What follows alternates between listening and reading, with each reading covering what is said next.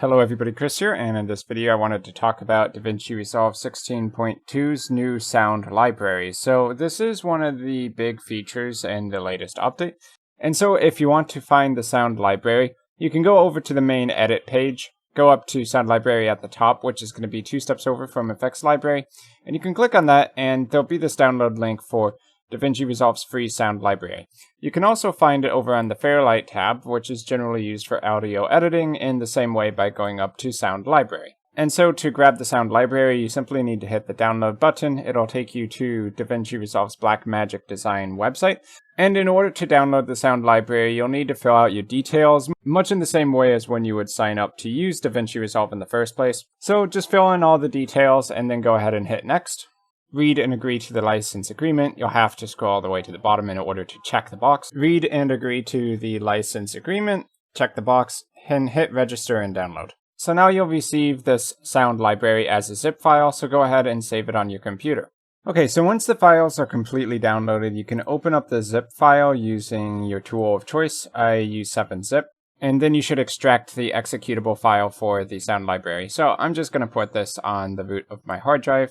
And now we can double click it to open up the installer. So like any other installer, just hit next. You can choose where you want to install the sound library to. I'm just going to change the drive letter here, but otherwise I'll just keep the install path the same.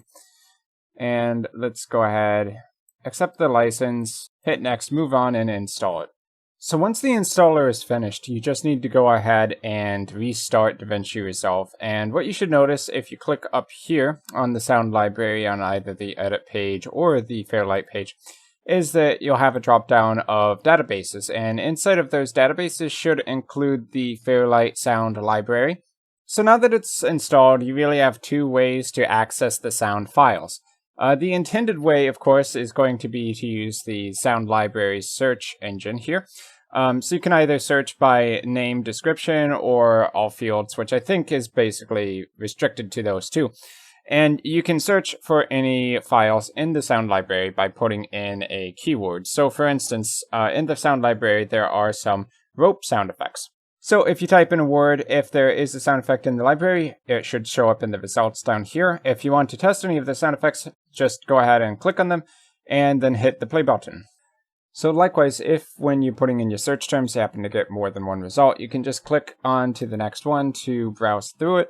So let's go ahead and hit play here. Also, there's a toggle here for looping through the sound effect if you want that enabled. And so when you find a clip that you like, you can simply left click, hold, and drag it onto the timeline. One thing you might notice about a lot of these sound effects is that they're kind of split into 4 or 5 different sound effects on the same sound clip. So if you only want to have one of those, what you can easily do is hit B to go into blade edit mode, and then slice to make a cut, and then go to the other end of one of the sound effects, and then make another slice. So that rather than having all of the sound effects in the clip, you only have the one very specific sample that you want. So we can just left click, hold control down, and then left click on the other parts, and then delete on the keyboard to cut them away. And then what we're left with is the one very specific sample of the sound effect that we actually want to use. Now, of course, you're probably going to want to have your own audio track for specifically sound effects. You can have maybe one for spoken audio, dialogue, one for music, and then one for sound effects. So if you want to bring this onto its own track, you can immediately create one just by bringing it down lower. So just by dragging the clip, I've moved it onto a immediately created audio track 2. Feel free to left click on the names of the audio tracks if you want to rename them, by the way. So I could just click on this audio 1 and say dialogue. Audio 2 can be sound effects. And then I can right click below audio track 2 and add another stereo track, which will create audio 3, which could be music, just to set up an example. So if you prefer not to use the sound library to actually find the sound effects and you just want to use them manually from your computer, maybe dragging them into the media pool, we can click on media pool and then go to Windows Explorer or the equivalent on your operating system and just navigate to where the sound effects are stored on the computer by default. So the default install location was C drive /users / the name of your user, movies, Fairlight Sound Library, And then media files is where you're going to find all of the audio effects. So you could simply look through these, find one that makes sense. Maybe you use the search function of Windows in order to find something. So I could say phone for some phone sound effects. And you can just select these and drag them into your media pool as an audio clip.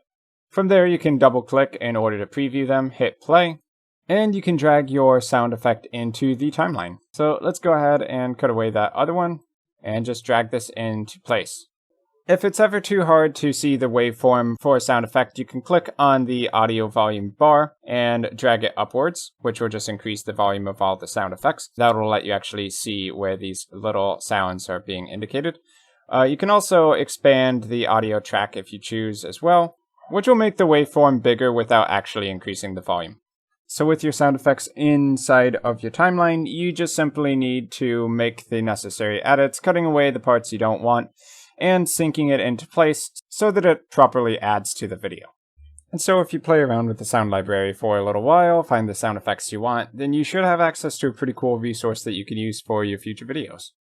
So that's pretty much going to be it for this quick What's New video in DaVinci Resolve 16.2. I've been Chris, thanks for watching, and I will see you guys in my future video content.